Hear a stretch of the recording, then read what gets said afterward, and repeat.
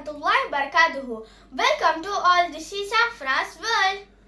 நம்மளுடைய இஸ்லாத்துல 5 கடமைகள் இருக்கு. அதுல தொழுகையும் ஒண்ணு. அந்த தொழுகையோட முக்கியத்துவம் தான் இப்போ என்னோட தம்பி சொல்ல போறான். வாங்க அதை கேட்கலாம். நஹ்மதுஹு வ நஸல்லி அலா ரசூலில் கரீம். அம்மா அப்பா, அல்லாஹு தஆலா தன்னை வணங்குவதற்காக மனிதனை படைத்தான். வணக்கம் அனைத்தையும் உயர்ந்தது தொழுகைதான். தொழுகையில் மனிதன் அல்லாஹ்விடம் பேசுகிறான். சஜிதாவின் போது அவன் அல்லாஹ்வை நெருங்கிடுகிறான்.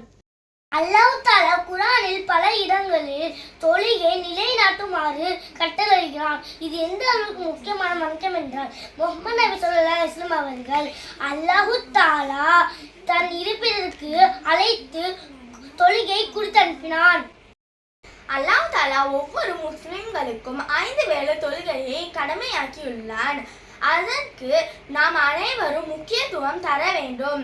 எல்லாம் வல்ல அல்லாஹ் தஆலா நாம் அனைவருக்கும் அருள் புரிவானாக. ஆமீன். என் தம்பி சொன்னது உங்களுக்கு பிடிச்சிருச்சா? லைக் பண்ணுங்க, ஷேர் பண்ணுங்க, சப்ஸ்கிரைப் பண்ணுங்க, பெல் பட்டனை கிளிக் பண்ணுங்க. அஸ்ஸலாமு அலைக்கும் வரஹ்மத்துல்லாஹி வபரகாத்துஹு.